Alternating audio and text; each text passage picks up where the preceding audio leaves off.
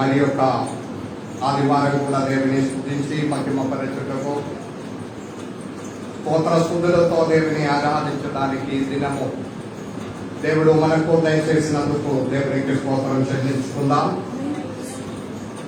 ప్రపంచమంతయు corona virus అనే భయంకరమైన వ్యాధి ద్వారా లక్ష మంది చనిపోయిన సమయంలో మనందరినీ దేవుడు సజీవులుగా కాపాడి మరి యొక్క ఆదివారం కూడా రెండవ స్టేజ్ కూడా మనకు ఎవరికి ఏ విధమైన హాని చేయకుండా దాటి వెళ్ళి ఇప్పుడు మూడవ స్టేజ్ అనేక రాష్ట్రంలో ప్రారంభం అవుతుంది.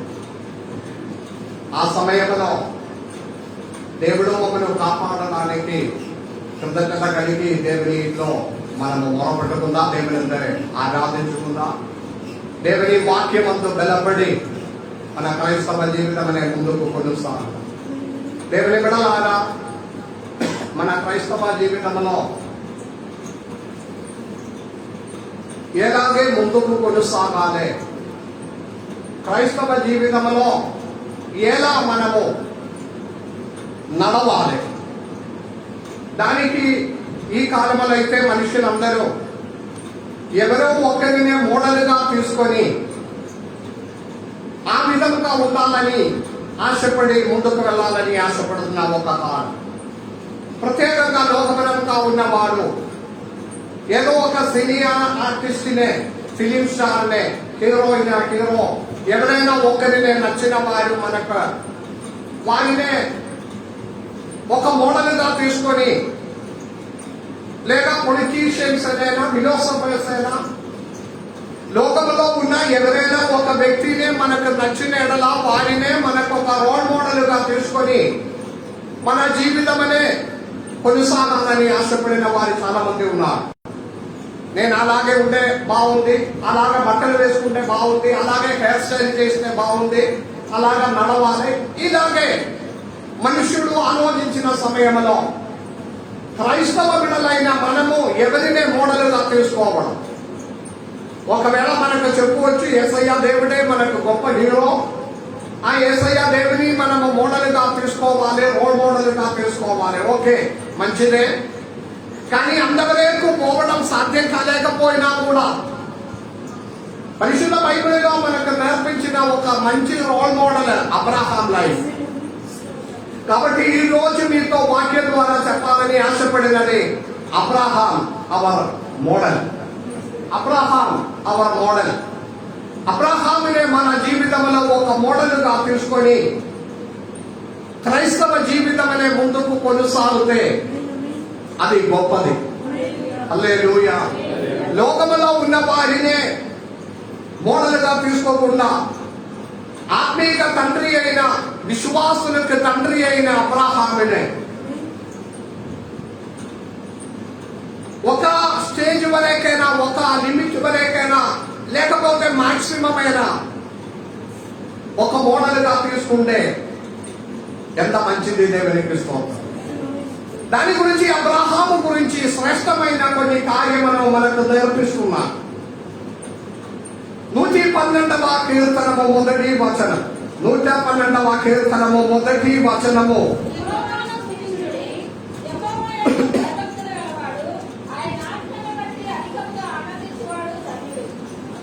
యెహోవాను స్తుతించుడి, యెహోవాయందు భయభక్తులు కలిగి ఆయన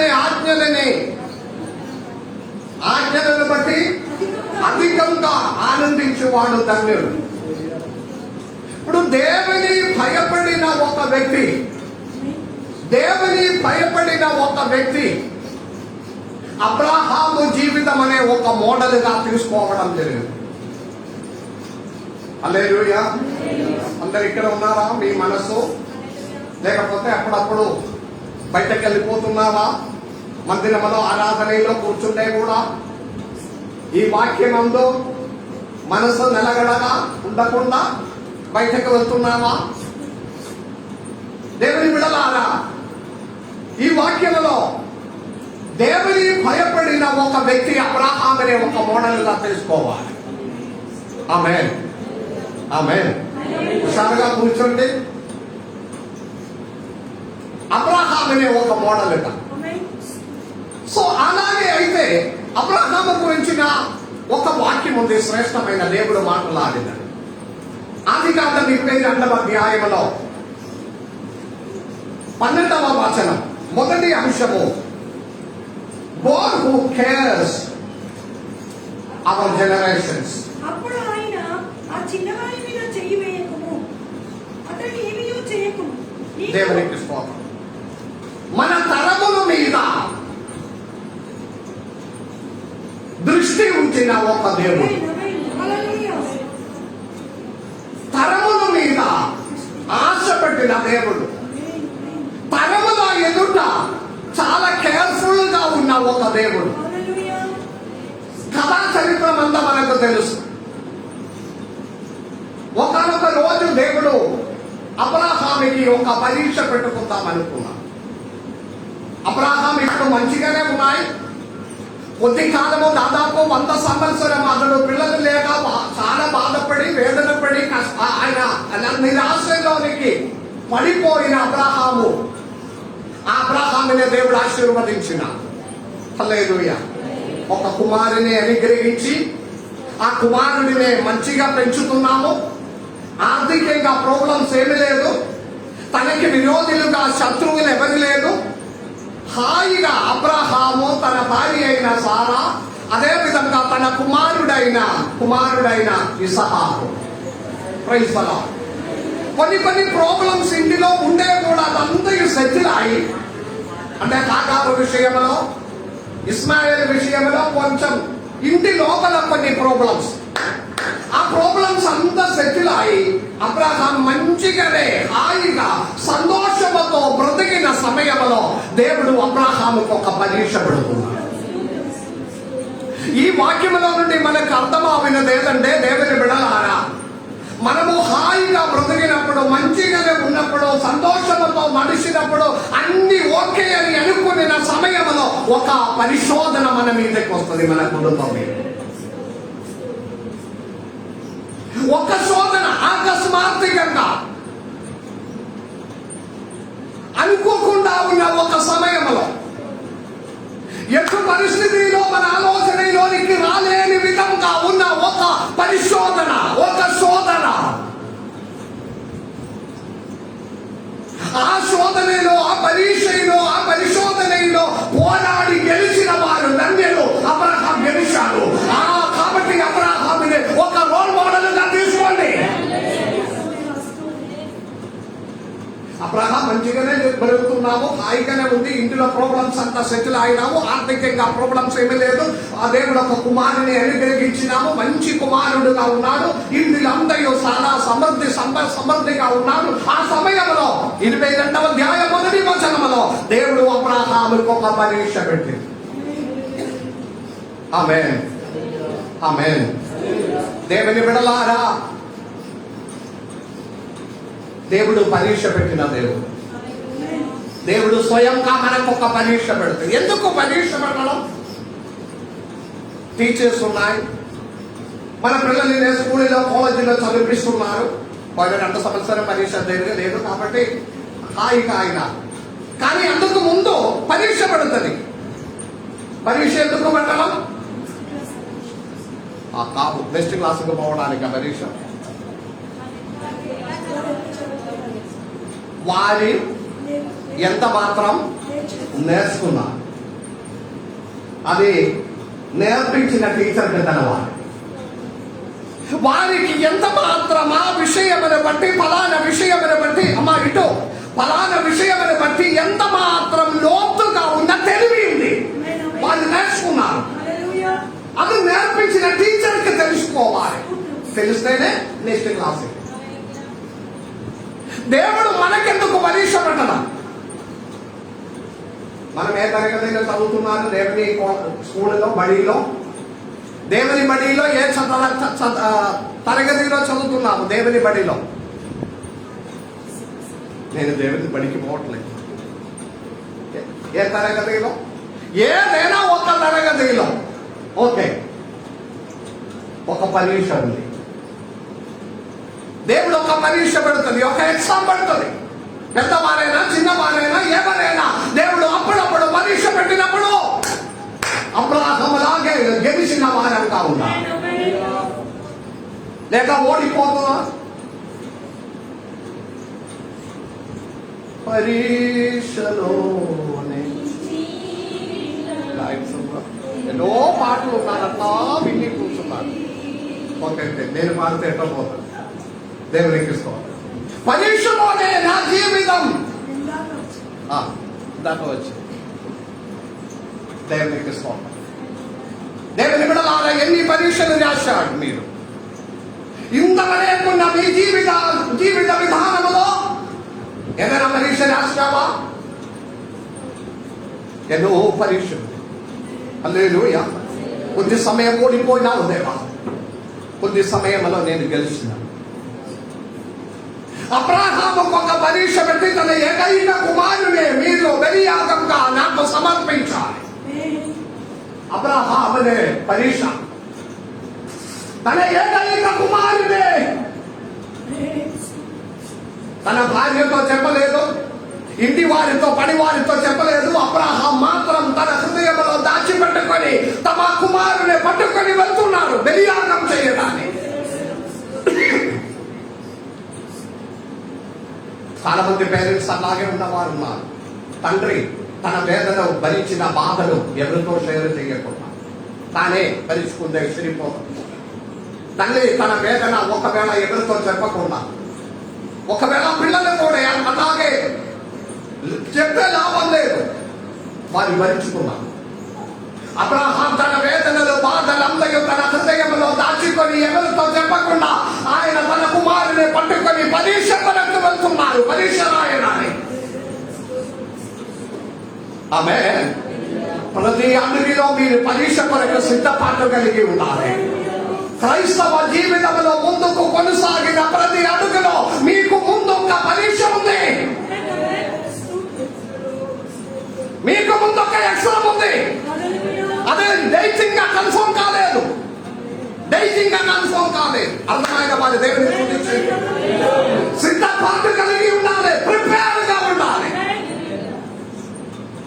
కరోనా వైరస్ ఎగ్జామ్ రాయకుండా ఉన్న ఓల్డ్ ప్రమోషన్ ఇంకా దేవుని సన్నిధిలో లేదు.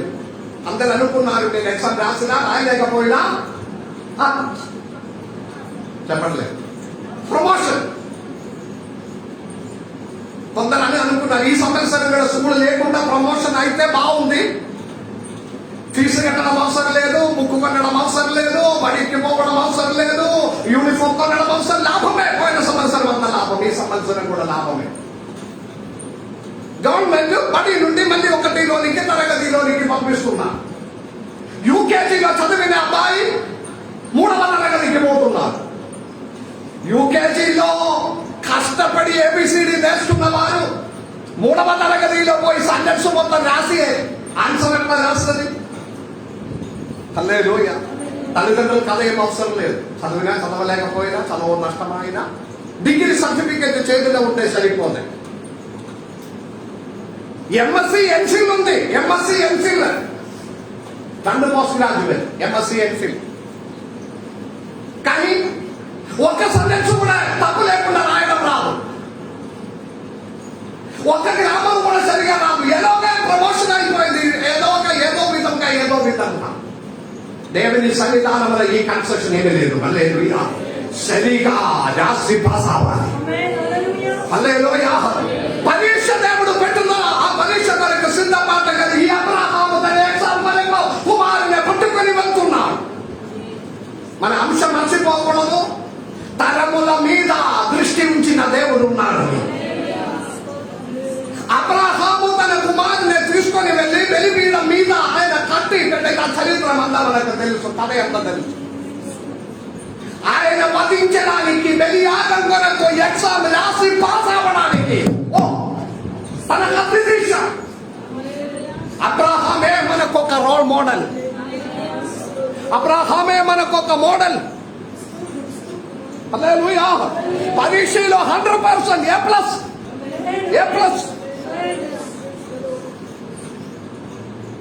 కత్తి తీసినప్పుడు దేవుని ఒక స్వరం, దేవుని దూతలు ఒక స్వరం. ఏంటిది? ఆ వాక్యం 12వ వచనం మరలా చదవండి. 12వ వచనం. ఆ చిన్నవాడు మీద చేయి వేయకూడదు. అతనికి ఏమీయో చేయకుము. ఆమె హల్లెలూయా.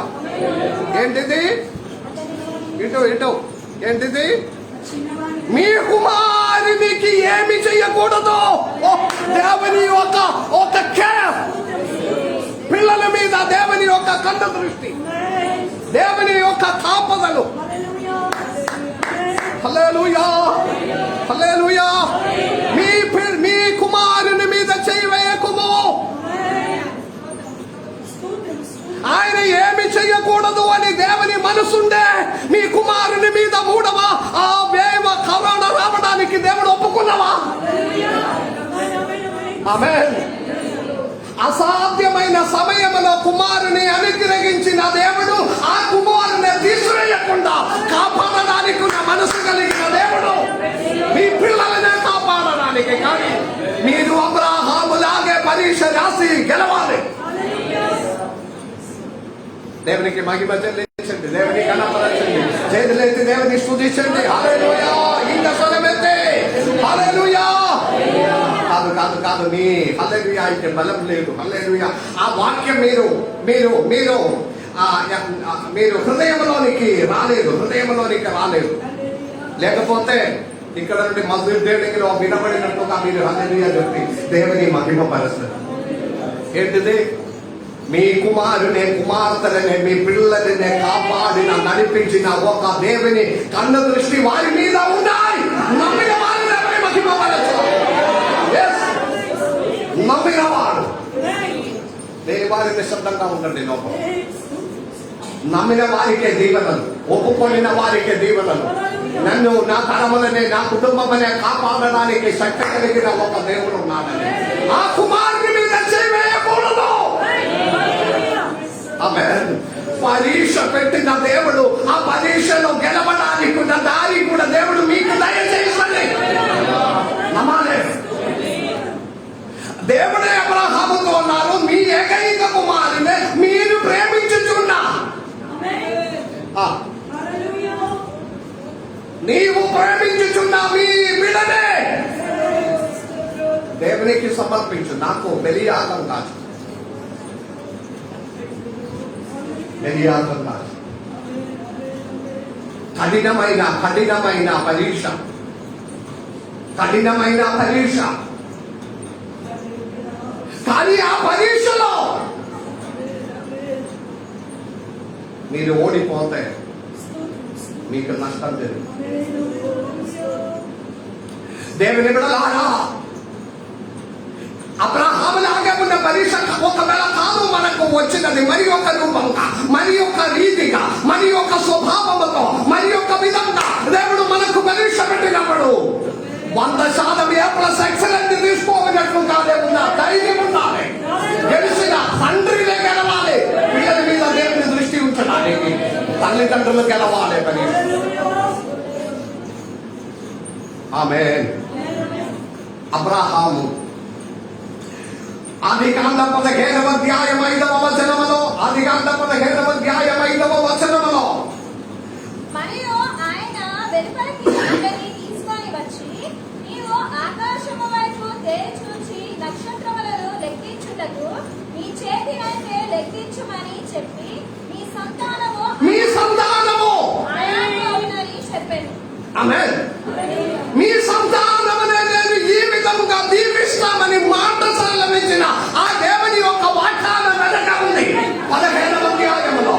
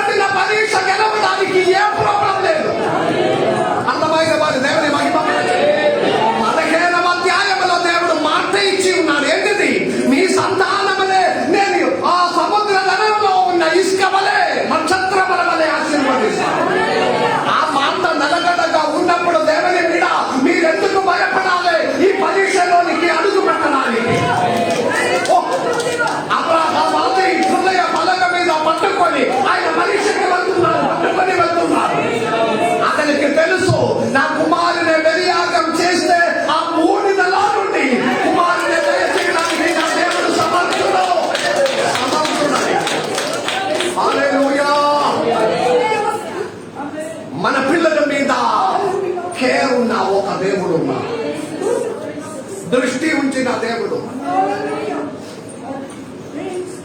నిన్న మొన్న నేను ఒకరితో మాట్లాడినప్పుడు అతడు పిల్లల గురించి మాట్లాడి వచ్చినప్పుడు చెప్తున్నారు, పాస్టర్ గారండి, మన తెలంగాణలో మన రాష్ట్రంలో మన పిల్లలనే ఆ డిస్టిక్ దాటి ఎటు పంపరు పేరెంట్స్. డిస్టిక్ దాటిపోతే వాళ్ళకి ఏదో జరుగుతుందని భయం. ఆమెనంత వరకు ఆ ఊరిలో పెళ్లి చేయించి, ఆ ఊరిలో ఉంచి, ఆ ఊరిలో ఉద్యోగం ఇచ్చి, ఆ కుటుంబంలో పెళ్లి చేయించి అక్కడ హత్తుకొని ఉండడానికి ఉన్న విధంగా తెలంగాణలో ఉంటుందని నాకైతే కరెక్ట్ తెలియదు. తెలంగాణ వాడే నాతో చెప్తున్నారు. ఆంధ్రాలో ఉండే వేరే వాడుండే వేరే ఏదైనా రాష్ట్రానికి ఒక ఉద్యోగం వస్తే పంపిస్తుంది. అప్పుడు అన్నారు కేరళ వాళ్ళంటే ప్రపంచం మొత్తం పంపిస్తుంది, ఏ ప్రాబ్లం లేకుండా పంపిస్తుంది. మనమైతే వెళ్ళను, తల్లిదండ్రులు పంపరు. బెంగళూరులో ఐటీ కంపెనీలో మంచి ఉద్యోగం అనేది పిలిస్తే రామగుండంలో ఐటీ కంపెనీలో ఉద్యోగం వచ్చే వరకు నేను వేచి ఉంటున్నాను. రామగుండంలో ఐటీ కంపెనీ ఎక్కడ ఉంది? ఏదో మెడికల్ కూడా చూస్తున్నారని ఎమ్మెల్యే వారు చెప్తున్నారు. ఎప్పుడు వస్తుందో మనకు తెలియదు. ఎయిర్పోర్ట్ వసుంధనగర్లు అని చెప్పింది, అది క్యాన్సిల్ అయిపోయినా. ఇట్లా ఉంది. ఎందుకు? దేవుని కాపదలు ఉంటుందని ధైర్యం తల్లిదండ్రులకు లేదు. ఎక్కడ పంపించినా, ఎక్కడ ఉద్యోగం వచ్చినా అక్కడికి వెళ్ళి సేవ చేస్తే వారి చుట్టూ నా దేవుని ఒక కాపదలు ఉంటుందని ధైర్యం తల్లిదండ్రులకి లేదు, పిల్లలకి లేదు. వాక్యం అంతా ఓకే, వాక్యం చెప్పడం ఈజీ ఉంది మాస్టర్ గారు. ఆ పుల్పిట్ మీద నిలబడి ఏదో ఒకటి చెప్పుకోవచ్చు, కానీ జీవితంలో అది అది అది నెరవేర్చడం అంటే కష్టం. మీకు కదా ఏదో ఒకటి చెప్పుకోవచ్చు, కరెక్టే కదా. కానీ చెప్పిన దానిలో యాథార్థ్యం ఉంది. పల్లెలో దేవుని కన్ను దృష్టి. కానీ తల్లిదండ్రులు పరీక్ష గెలిచిన వారంగా ఉండాలి. హల్లెలూయా. అబ్రహాము తన పరీక్షలో గెలిచిన వారంగా ఉన్నారు. వాక్యంలో అనేక వాక్యాలు ఉంది. తల్లిదండ్రుల్లో దేవునిలో ఉండే దేవుడు తరములనే కాపాడిన దేవుడు. ఆదికాండ 13వ అధ్యాయం 16వ వచనం చూసినా, ఆదికాండ 16వ అధ్యాయం 10-13 వచనములో చూసినా, 112వ కీర్తనము 2వ వచనం ఒకసారి చదవండి. 112వ కీర్తనము 2వ వచనములో వారు సంతతులు వారు. ఎవరు సంతతి వారు? వారు సంతతి వారు. ఎవరు సంతతి వారు? యెహోవాను స్తుతించుడి. యెహోవాయందు భయభక్తులు గలవాడు ధన్యుడు. యెహోవాను స్తుతించాలి. ఆమేన్. ఎలా స్తుతించాలి? ఆరాధనకి నిలబడినప్పుడు, ఆరాధించినప్పుడు, పాటలు పాడినప్పుడు దేవుని ఘనంగా స్తుతించిన ఒక హృదయ విశాలత మనకున్నాం. హల్లెలూయా. ఇది ఆరాధించినప్పుడు చప్పట్లు కొట్టినది చూసుకుంటే ఎంత భయంకరంగా ఉంటుందంటే, మళ్ళీ పాటలు పాడినది కూడా నోరు అసలు తెరవదు. మనకు నోరు లేదు, సౌండ్ లేదు, ఏమీ లేదు. అదే సమయంలో బయటకు వెళ్ళి ఇంటినైనా బయట పరిస్థలములైనా అరిసినది అంటే 2-3 షోప్ అవతల వినబడుతుంది కొద్ది టైంలో. అంత స్వరం ఉన్న మనము దేవుని సన్నిధానములో దేవుని స్తుతించడం లేదు. మనలో ఉన్న బలహీనతలనే దేవుని బిడ్డలు ఆయన పరీక్ష రాసి గెలవాలి. Praise the lord. అబ్రహాము గెలిచిన వాడు. ఆమేన్. అందువలన మొదటి అంశం ఏదంటే తరముల మీద దేవుని యొక్క కేర్ ఉంది అని. ఆమేన్. హల్లెలూయా. God who cares our generations. ఆమేన్. ఆమేన్. మన తరములనే దేవుడు కాపాడుతాడు. అబ్రహాము గురించి అందుకే నీ కుమారుని మీద చేయవేయకుము, అతనికి ఏమి చేయకూడదు. ఆమేన్.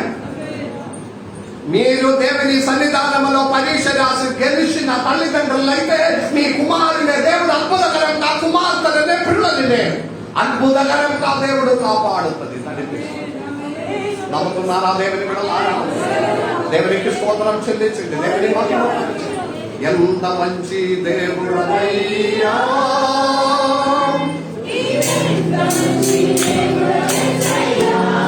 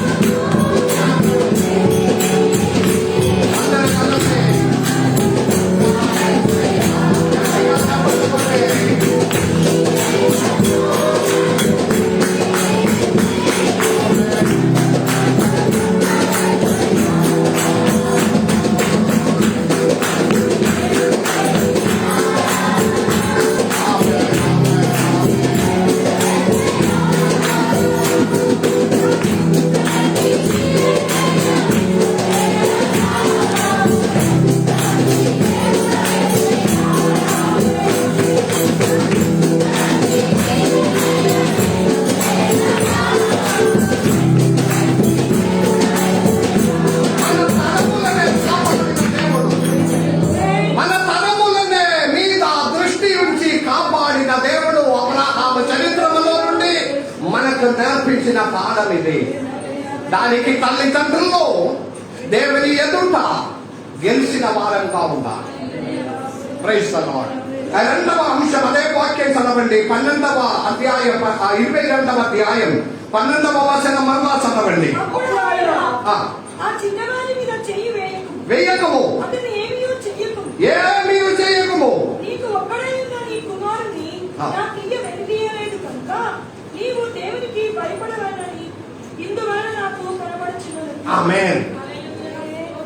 ఒకటే, మీ ఏకైక కుమారునే నాకు ఇవ్వడానికి మీరు వెనుదీయలేదు కనుక నీవు వెనక్కి పోవలేనందుకనగా నీవు దేవునికి భయపడు వాడవని ఇందువలన నాకు కనబడుచున్నదని. నీవు దేవునికి భయపడిన వాడని ఈ విషయంలో నేను ఎదుగును. అబ్రాహాం రెండవ అంశం. అబ్రాహాం దేవుని భయపడిన వాడని దేవునికి తెలిసి ఉన్నాడు. మీరు దేవుని భయపడిన వాడని దేవునికి ఎదగాలి. అది రెండవ అంశం. Praise the Lord. He should know that we are fearing God. He should know that. దేవునికి ఎదగాలి. మీరు దేవుని భయపడిన వ్యక్తి అని. Praise the Lord. దేవునికి ఎదగాలి. దేవునికి ఎదగాలి. ఇటు మీరు దేవుని భయపడిన వ్యక్తి అని దేవునికి ఎదుగునా? మనకి చెప్పవచ్చు, నేను దేవుని భయపడుతున్నాను, నేను దేవుని భయపడుతున్నాను. కానీ అది దేవునికి అర్థం అవ్వాలి. ఒక్క నిమిషం పరిశోధన చేయండి. ఒక్క నిమిషం ఆలోచించండి. దేవా, నేను నిన్ను భయపడిన వాళ్ళని మీరు ఎరిగి ఉన్నావా? ఒకనొక రోజు యేసయ్య దేవుడు సైమన్ పేతురుతో ఒక్క ప్రశ్న 3 సార్లు అడిగినాడు. ఒక్క ప్రశ్న 3 సార్లు అడిగినాడు. ఏంటిది ఆ ప్రశ్న? నీవు నన్ను ప్రేమించుచున్నావా? నీవు నన్ను ప్రేమించుచున్నావా అని సైమన్ పేతురుతో యేసయ్య దేవుడు 3 సార్లు ఒకే ప్రశ్న అడిగినాడు.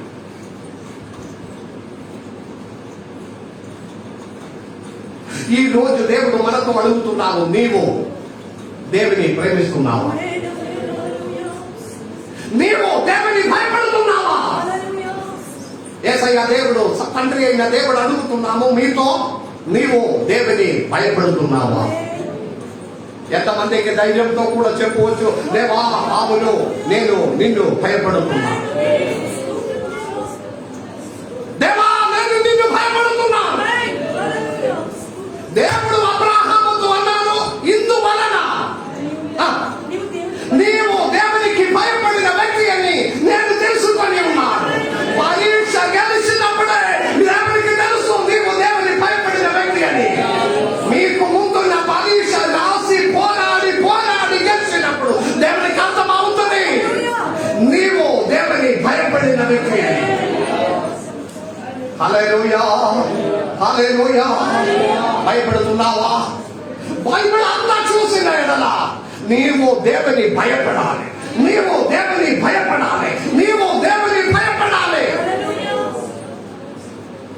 నీవు దేవుని భయపడితే ఆరాధనకి ముందే మందిరంలో వస్తుంది. మీరు భయపడడం లేదు, భయపడడం లేదు. ఆమేన్. ప్రారంభంలో నేను అన్నారు, ఆలస్యంగా వచ్చిన వారికి 50 రూపాయల ఫైన్ ఉంటుందని రాసుకొని ఉన్నాము. ఫైన్ కట్టాలి. ఒక వారం రాలేకపోతే 100 రూపాయలు కట్టాలి. ఒక వారం రాలేకపోతే. ఇప్పుడు ఎంత అయింది మీకు ఫైన్? ఐడియా ఉన్నా? మర్చిపోయినావా? దేవుని సన్నిధానంలో దేవుడు 1 లక్ష పెట్టుకుంటే ఒక వారం రాలేకపోతే 1,00,000 రూపాయలు దేవునికి కట్టాలి. పాస్టర్ గారి పేర ఎన్నో సంఘాలు ఉంది. ఇది ఏమి లేకుండా ఇష్టం ఉంటే కాணிకలు వేయండి. అక్కడే బోక్స్ పెట్టి ఉంది, కాணிకలు వేయాలి వేయాలి వేయాలి అని ప్రతి వారం అరిసినట్టుగా మా అక్కడ సంఘాలు ఏమి లేదు. ఇక్కడ కాணிకలే, దశమ భాగమే. ఏదో ఒక పాస్టర్ తీసుకొచ్చి నాకు వేరే సబ్జెక్ట్ ఏమి లేదు, ఆ పాస్టర్కి మొత్తం దశమవారమే చెప్తున్నారు. చెప్పి చెప్పి చెప్పి చెప్పి ఆ 3 గంట పోయింది, 50 మినిట్స్ పోయింది, గంట పోయింది, గంటన్నరలోనికి వెళ్ళిపోతున్నారు. ఓ ఇంత చెప్పి చెప్పి అనుకుంటున్నారు. తర్వాత అంత తెలుసు, అందరూ ఒక్కొక్కరు చూస్తున్నారు, క్లోక్లోనికి చూస్తున్నారు. పాస్టర్ గారికి ఓకే చూడరు, చెప్పుకొని పోతే ఉన్నారు. బాగా అయిపోయిందని, వాక్యం బాగా అయిపోయిందని, బాగా సేపు అయిపోయిందని సంతోషం. కానీ ఎవరైనా మారినావా? ఎవరైనా నిర్ణయం చేసినావా? చెప్పడం మీ బాధ్యత, చెప్పుకొని పోవండి. మేము ఉన్నట్లుగానే 2వ వేవేనా 3వ స్టేజ్ అయినా 4వ స్టేజ్ అయినా పిల్లల మీదకైనా ఏదైనా కొట్టుకొని పోతే కూడా నేనైతే మేమైతే మారలే. ఒంటిదనము గట్టిగా ఉన్నది. దేవునికి ఎదురుగా ఉన్న ఒకరు డౌట్ నాతో అడిగినారు. క్రమంగా దశమభాగం ఇచ్చిన ఒకడు ఫోన్ చేసి నాతో అడిగిన, పాస్టర్ కాదండి కొత్త నిబంధనలో దశమభాగం ఉన్నాయా? అప్పుడే నాకు అర్థమైంది మనసు. బైబిల్లో దశమభాగము ఇవ్వకుండా ఉన్న ఏదైనా వాక్యం ఉండే పట్టుకొని అడగడానికని నాకు అర్థమైంది. కొత్త నిబంధనలో దశమభాగం అన్నది ఉన్నాయా అని అడిగి నాకు వెంటనే ఏసయ్య దేవుడు లాగా కొద్ది కానీ మనకు అర్థం అవుతుంది కదా ఎందుకు అడుగుతున్నాడు. కొత్త నిబంధన లేకపోతే ఇవ్వడం అవసరం లేదు కదా. అది పాత నిబంధనలు పాత కార్యంలో ఉన్నాయా? కొత్త నిబంధనలో దశమభాగం అని గురించి అప్పుడు లేకపోతే కొత్త నిబంధన పాటించాలి. అప్పుడు పాత నిబంధన చింపి పడేయాలి, కొత్త నిబంధన మాత్రం పట్టుకుని పాత నిబంధన అవసరం లేదు. కొత్త నిబంధనలో దశమభాగం అనేది లేదు, డైరెక్ట్ రాయలేదు. కానీ దశమభాగం కంటే అధికం ఇవ్వమని ఉంది. అబ్బా, అప్పుడు కొత్త నిబంధన పాటించాలా, పాత నిబంధన పాటించాలి? కొత్త నిబంధనలో నీకు వచ్చినప్పుడు ఎట్లా చెప్పండి? దశమభాగం కంటే అధికంగా ఇవ్వాలని కొత్త నిబంధనలో. దశమభాగం 10వసారి అనుకోలేదు. ఓకే, పక్కన అంటే మన కెపాసిటీకి మీద, కెపాసిటీ 10వ భాగం, కెపాసిటీకి మీదే ఇవ్వాలి. అంటే 50-50 ఇవ్వాలి. బిస్కెట్ గురించి కాదు, క్రికెట్ గురించి కాదు. జీతానికి సగం దేవుని సన్నిధిలో, సగం మీకు. అబ్బా, 10సారి కూడా 10వ భాగం కూడా ఇవ్వడానికి మేము వెనక ముందు ఆడుతున్నారు మళ్ళీ. ఓకే, పక్కన పెట్టండి. మన విషయం అది కాదు. దేవుని భయపడాలి. దేవుని భయపడుతున్నాడని దేవునికి ఎరగాలి. పక్కన వారికి ఎవరికి అది విషయం కాదు. ఆమేన్. ఆ హల్లెలూయాకి వెళ్ళలేదు. నీవు దేవుని భయపడిన వ్యక్తి అయితే he should know that. He should know that you fear God. Praise the Lord. నీవు దేవుని భయపడిన వ్యక్తి అయితే దేవుడు నీ విషయం అంతా చూసిన దేవుడు ఉన్నాడు. అది దేవునికి ఎరగాలి. అది ప్రాముఖ్యమైనది. అమ్మా, నా వైపు చూడండి. దేవునికి ఎరగాలి. మీరు దేవుని భయపడిన వ్యక్తి. న్యాయాధిపతుల గ్రంథం 11వ అధ్యాయం 35వ వచనములో, 11వ అధ్యాయం 35వ వచనములో ఇత్తాహు అనే ఒక వేశ్య కుమారుడు చెప్పిన ఒక మాట ఉంది. 11:35లో కాబట్టి అతడు ఆమెను చూసి తన బట్టలను చింపుకొని, అయ్యో నా కుమారి, నీవు నన్ను బహుగా కృంగజేసితివి. నీవు నన్ను తల్లడింపచేయు వారిలో ఒకటవై ఉన్నావు. నేను యెహోవాకు మాట ఇచ్చి ఉన్నాను కదా. నేను యెహోవాకు మాట ఇచ్చి ఉన్నాను. వెనుదియ్యలేననగా ఆమేన్.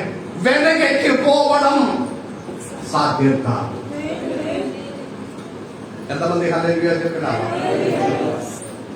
ఇఫ్తాహ్ అని ఒక వేశ్య కుమారుని దేవుడు అనుగ్రహించి అతడు పెట్టిన మొక్కుబడి దేవుడు ఆలకించి యుద్ధంలో గెలిచాడు. పరీక్షలో గెలిచినప్పుడు బాధకరమైన అనుభవాలు. యుద్ధానికి బయలుదేరినప్పుడు ఇఫ్తాహ్ ఒక నిర్ణయం చేసిన ఒక మొక్కుబడి. చాలా మంది మొక్కుబడి అవసరమైన బట్టి మొక్కుబడి చెల్లిస్తుంది. కార్యం నెరవేర్చిన తర్వాత అదంతా మర్చిపోతుంది క్షణంలో. కానీ ఇఫ్తాహ్ అనే వేశ్య కుమారుడు యుద్ధానికి బయలుదేరక ముందు ఒక మొక్కుబడి చెల్లించిన. ఏంటిదంటే ఏంటిది మొక్కుబడి? ఈ యుద్ధం నేను గెలిచి బయలుదేరి వచ్చినప్పుడు నా ముందు ఏది కనపడినా దానినే దేవునికి దహన బలిగా నేను అర్పించుకుంటా. అతడు మనసులో ఈ నిర్ణయం మొక్కుబడి చెల్లించినప్పుడు ఏదిలో మనది నాకు తెలియదు. ఒకవేళ ఒక బరైనా మేకపిల్ల అయినా ఏదైనా వస్తువుల గురించి కావచ్చు, ఆయన మనసు ఏంటిదో నాకు తెలియదు. ఆయన గట్టి మొక్కుబడి, మీ విషయం ఎంత గొప్పదో దాని ప్రకారం ఉన్న గొప్ప మొక్కుబడి చెల్లించాలి. ఆమె అందుకే పోయిన వారం నేను అన్నాను, మా ఊరిలో ఒకరికి 10 లక్షలు చిట్టీలు వేసినాము. మా వదిన వారి కుటుంబంలో ఉన్నవారు ఆ రిలేషన్ ఇల్లు కోసం 10 లక్షలు చిట్టి వేసి ఆ చిట్టి పాపం మొత్తం రౌండప్ అయి ఆ 10 లక్షలు అడిగినప్పుడు అతడు ఇవ్వకుండా కాగితాలు ఏమీ లేదు, నేను ఇవ్వనన్నా. ఆ 10 లక్షలు పోయినా 10 లక్షలు ఇప్పుడు వరకు దొరకలేదు. నేను ఒకటే అడిగినాము, దేవునికి 35 లక్షలు ఇల్లు కొనడానికి మీరు హోటల్ నడిపించి మీరు సంపాదించినప్పుడు దేవునికి ఏదైనా ఇచ్చినావా? ఈ సంవత్సరం అంతా ఇవ్వలేదన్నారు. అందుకే 10 లక్షలు వేరే వాళ్ళు తీసుకుపోయినా 10 లక్షలు. కానీ గట్టి నిర్ణయం చేయి, ప్రార్థన చేయి, దేవునికి చెల్లించాలి. ఎంత చెల్లిస్తా? 10 లక్షలు అంటే ₹1,00,000 దశమ భాగం. నేనన్నా 2 లక్షలు ఇవ్వాలన్నా, 2 లక్షలు దేవునికి ఇవ్వాలి. చేతులు యోజించి చెప్పి నాకు ఇస్తామన్నా. 10 లక్షలు పోయిన టైంలో 8 లక్షలు దొరుకుతాయి, సరిపోతుంది కదా, ఇస్తామన్నా. ప్రార్థన చేస్తూ ఉన్నాను. దేవుని విడాలా నష్టము నష్టము నష్టము. దేవునిలో మనం భయపడినది దేవుని ఎదుగాలి. ఇతాను నిర్ణయం చేసిన వేదిని మొక్కుబడి, నా కన్ను ముందే ఏది కనపడితే చెప్పండి అమ్మా, కన్ను ముందే ఏది ముందు యుద్ధం గెలిచి వచ్చినప్పుడు కన్ను ముందు ఏది కనపడుతున్నావో దాన్నే దేవునికి బలియాగంగా అర్పిస్తున్నాం. ఈయన యుద్ధం గెలిచి డాన్సులు ఆడుకొని గట్టిగా ముందుకు వచ్చినప్పుడు తన ఏకైక కుమార్తె ఇంటి నుండి బయటకు వస్తున్నాడు. వేరే కుమారుడు లేదు, కుమార్తె లేదు, ఒకే ఒక్కడ అమ్మాయి. అప్పుడు హృదయం పగిలిపోయిన ఇత్తాదు చెప్పిన మాట ఇది, అమ్మా ఇంత భయంకర వేదన నా హృదయంలో మీరు ఇచ్చారు, ఎందుకు మీరు బయటకు వచ్చారు? ఆమె ఎందుకు వచ్చిందంటే డాడీ యుద్ధం గెలిచిన సంతోషం భరించలేక అందరి ముందు ఆమె పరిగెత్తి ముందుకు వచ్చాడు డాడీని హత్తుకోవడానికి. అప్పుడు కూడా ఇత్తాదు చెప్పిన మాట ఏంటిది? నేను యెహోవాకి మాట ఇచ్చాను, వెనక్కి తీయడం సాధ్యం కాదు. చెవిలేసి ఒక హల్లెలూయా చెప్పండి.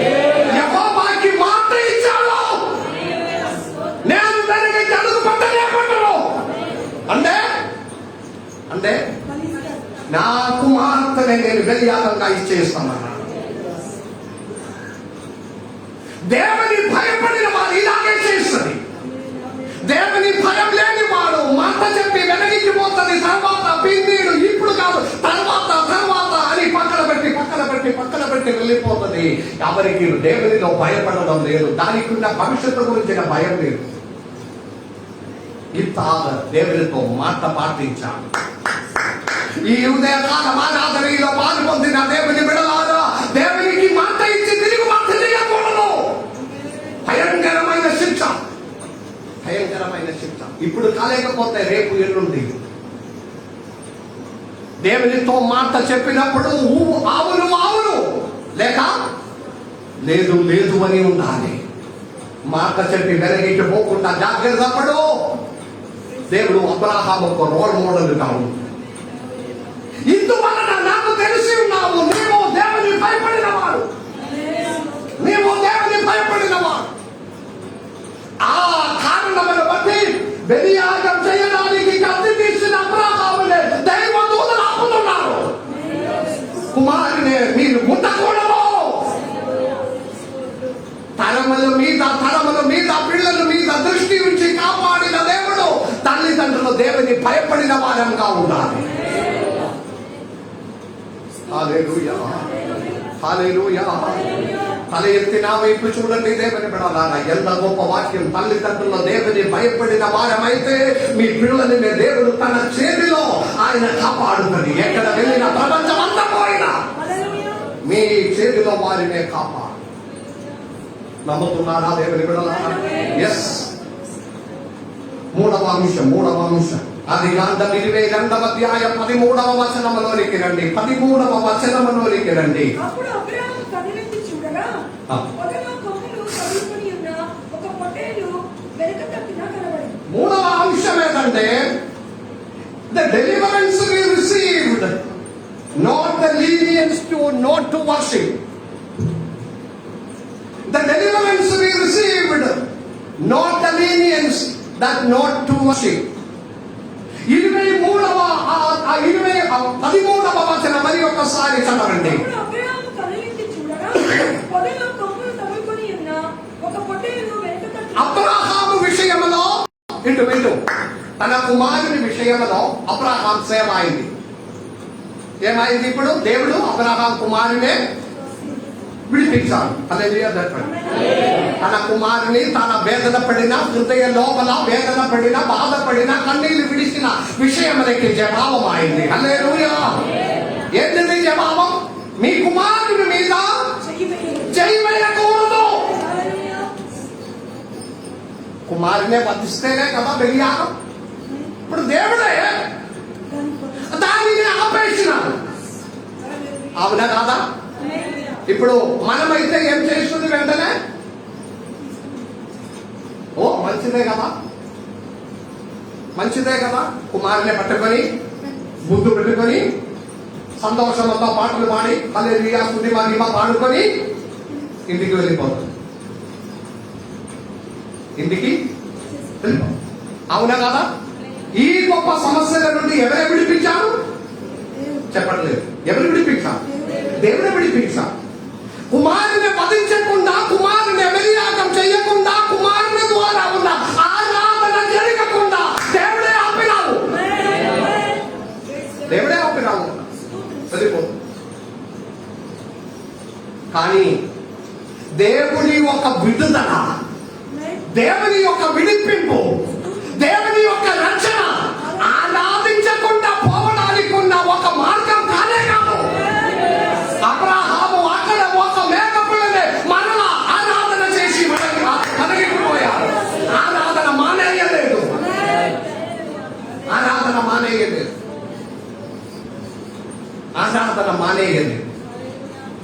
సాతాన్ చాలా పట్టుకొని ఒక కాలంలో మనం ఉంటున్నాం. ఇప్పుడు మీకు అర్థమవుతుందా లేదా నాకు తెలియదు. ఏ ఇంటిలో ఫంక్షన్ జరిగినా ఎప్పుడు పెడుతుంది ఫంక్షన్స్? ఆదివారం పెడుతుంది. అది తెలుసుకొని మనము ఆరాధనకి ఆదివారం మందిరంలో ఉండాలన్నది అసలు లెక్క చూడకుండా హాయిగా రెడీ అయి వెళ్ళిపోతుంది. ఆరాధన పక్కన పెడుతుంది. ఊరికి పోవాలంటే ఆదివారమే బయలుదేరి శనివారం ఎక్కువ పని చేస్తుంది, ఆదివారం ప్రయాణం చేసిపోతుంది, సోమవారం మళ్ళీ పనికి వచ్చేస్తుంది. ఆదివారం మాత్రం మీరు మందిరంలో ఉండకూడదు. కరోనా ద్వారా దేవుడు మందిరమనే మూసేసిన, ఫంక్షన్ ద్వారా దేవుడు మిమ్మల్ని ఆపుతున్నారు, ఊరికి పోవడం వలన మందిరమని ఆపుతున్నారు. ఇంటి వారు మనకి ఇంటికి వచ్చి మమ్మల్ని ఆపుతుంది. వారి చర్చకు పోవడానికి మమ్మల్ని ఒప్పుకోరు. వారి ఇంటిలో ఉంచి హాయిగానే ఉంటున్నాము. వారు వచ్చినప్పుడు మనం వెళ్తాం. అన్ని విధాలుగా మీరు ఆత్మీయ జీవితంలో పోగొట్టడానికి సాతాను పోరాడిన పరీక్షలో అపజయం పొందుతే ఉన్నారు. మరి ఒకటి పని, అంతర్గామిలో 2 సంవత్సరాల నుండి చర్చ నడుస్తున్నారు. ఒక అబ్బాయి యాక్టివ్ గా చర్చకు వచ్చిన ఒక అబ్బాయి. ఇప్పుడు మరి ఏమి లేదు, చర్చలో పొద్దున వస్తుంది, మనకి దాంట్లో తుడవడం మంచి పెట్టడం హాయిగా ఉంది. అన్నింటి అంత ఎక్కువ ఏం మాట్లాడాలి, కానీ చాలా యాక్టివ్గా ఉంది. ఆ మధ్యలో నాకు ఒక మొబైల్ లేదు, పని లేదు, ఏదో ఒకటి చేసుకుంటే బాగుంటుందని. దేవుని కృప వలన ఆయన యాక్టివ్ని బట్టి, ఆయన ఆసక్తిని బట్టి ఏదో ఆయనకి ఆయన 2 నెలల కింద చికెన్ షాప్ లో ఒక పని దొరికింది. చికెన్ షాప్ లో పని దొరికిన రోజు నుండి ఇప్పుడు ఆయనకి చర్చకు రాలేదు.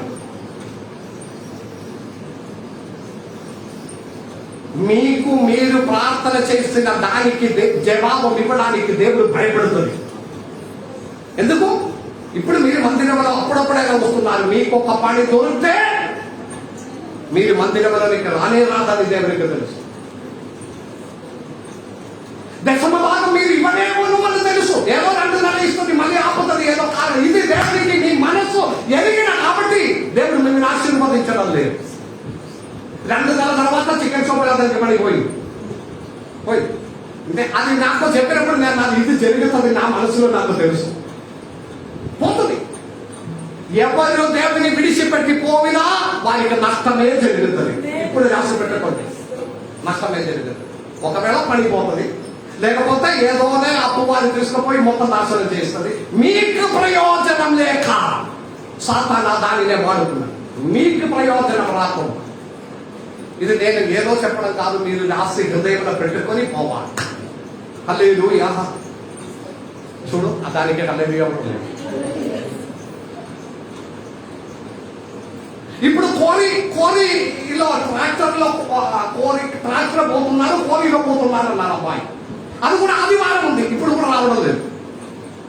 నేను మీరు తిరగడం తప్ప మీకు క్రమంగా ఒక దారి దేవుడు తెరవలేదు. ఎందుకు? మీ మనసు దేవునికి తెలుసు, మన హృదయం దేవునికి తెలిసి ఉన్నది. మనం ప్రజలు ఉన్నవాడు ఎలాంటి మనుషుడు, మన హృదయమేనా, మన లోపల ఏనా, మన విచారం ఏంటిది, మన మొండితనం, మన సమర్పణమేనా. ఆమె ఫస్ట్ దేవుడు మీకు 1000 రూపాయలు ఇచ్చి చూస్తుంది. ఆ 1000 రూపాయలు మీకు దేవునికి ప్రయోజనకరంగా ఉన్నాయా? ఆ 1000 రూపాయలకి మీరు నమ్మదగిన వారంగా దేవుని కన్ను దృష్టి ఉంటే దేవుడు 10,000 ఇస్తారు. ఆ 10,000 ద్వారా మీరు దేవునికి విశ్వస్తుడిగా ఉంటుందని తెలిస్తే 50,000 ఇస్తుంది దేవుడు. కానీ ఆ 1000 రూపాయలు కూడా మీరు విశ్వస్తుడుగా లేకపోతాయి, ఆ 1000 కూడా నష్టం.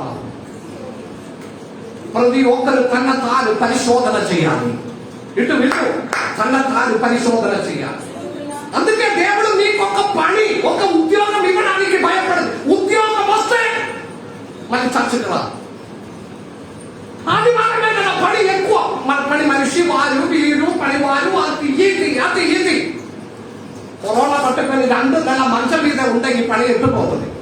3వ వేవు మన ముట్టకుండా జాగ్రత్తగా ఉండాలి. దేవుని గణపరచు. మనకు దేవుడిచ్చిన విడుదల దేవుని ఆరాధించకుండా పోవడానికి ఉన్న దారి కాదు. అదే అంశం 3వ. అబ్రాహామునే ఇటు ఇస్సాకునే దేవుడు విడిపించాడు. విడిపించినావు కదా, అవునా కాదా? విడిపించిన ఆరాధన దేవుడు ఆపినాడు. వెళ్ళిపోవలేదు అబ్రాహాం. ఒక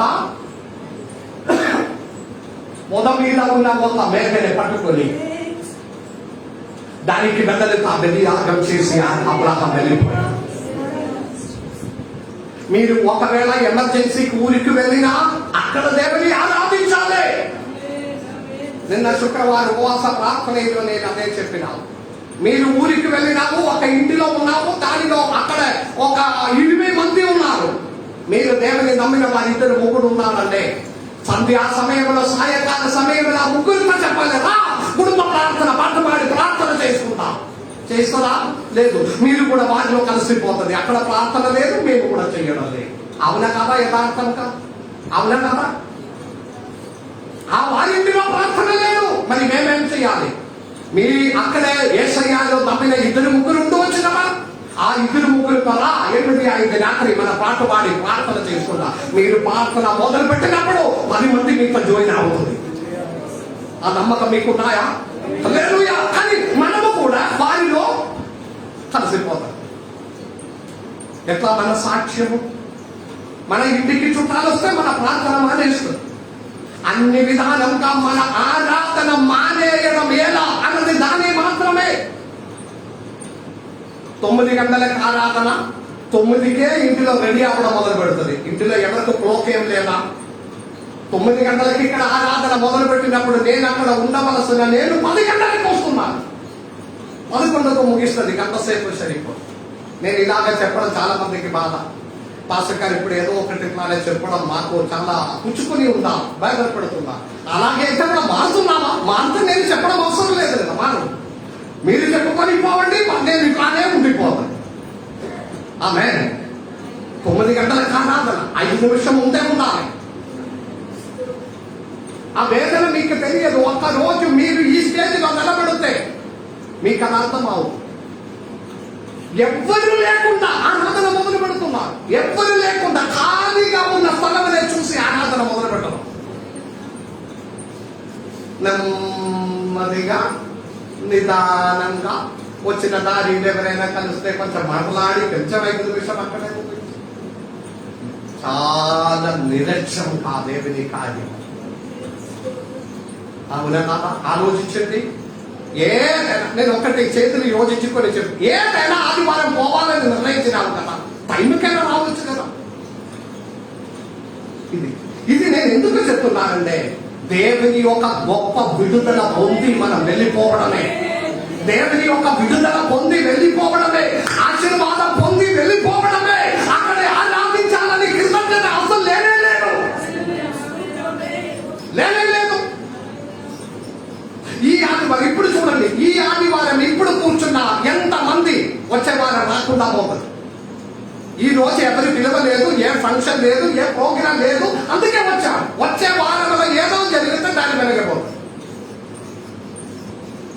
ఎందుకంటే స్థాయి అయిన గట్టి అయిన నిర్ణయం దేవునిలో ఉన్నది లేదు.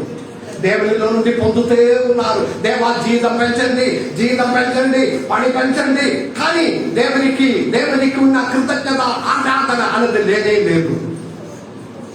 ఎంతకాలం దేవుడిట్లానే మమ్మల్ని భరించుకొని, ఎంతకాలం దేవుడిట్లా భరిస్తుంది. దేవుడి పొందిన దానికి తగిన విధంగా కృతజ్ఞత కలిగి అబ్రహాములాగే మన యొక్క వనపులనే దేవునికి బలియాగం చేసి అబ్రహాం బయలుదేరినాడు. అబ్రహామునే రోల్ మోడల్ గా తీసుకుంటా.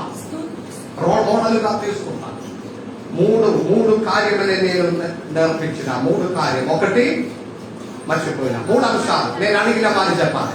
మొదటి అంశం ఏంటిది చెప్పండి. మన తరముల మీద ప్రత్యేకంగా దృష్టి ఇచ్చిన ఒక దేవుడు. అదే రెండవ అంశము అబ్రహాం విషయం పక్కన పెట్టు. మనము దేవుని భయపడిన వారమని దేవుడికి ఉండాలి. అది మన బాధ్యత.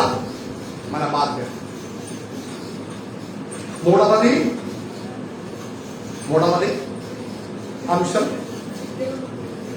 మనము పొందిన దీవెనలు లేక విడుదల. ఆరాధించకుండా ఉండడానికి ఉన్న ఒక దారి కాదు. దేవుడు విడిపించాడు, రక్షించాడు, కాపాడినాడు. అందుకే నేను ఆరాధన వద్దు పక్కనే అంతని ఆలోచన చేయదు. అది అధికంగా ఆరాధించడానికి ఉన్న ఒక దారి. హల్లెలూయా. దేవుని యొక్క విడుదల, దేవుని యొక్క అనుగ్రహం, దేవుని యొక్క ఆశీర్వాదం పొందినప్పుడు అధికంగా దేవునిలోనికి దగ్గరికి. అదే కోల్గేట్ కంపెనీ ఒక ఎగ్జాంపుల్ చాలా సార్లు మీరు విన్నారు. కోల్గేట్ కంపెనీ వారు మొదలు పెట్టినప్పుడు చేసిన నిర్ణయానికి అధికంగా దేవుని కొరకు వారు సమర్పించడం మొదలు పెట్టినారు. హల్లెలూయా. దేవుని బిడ్డలారా, మన క్రైస్తవ జీవితంలో పొందిన దీవెనకి తగిన విధంగా దేవునికి ప్రత్యుత్తరం ఇవ్వడానికి ఉన్న మనస్సు కలిగి ఉంది.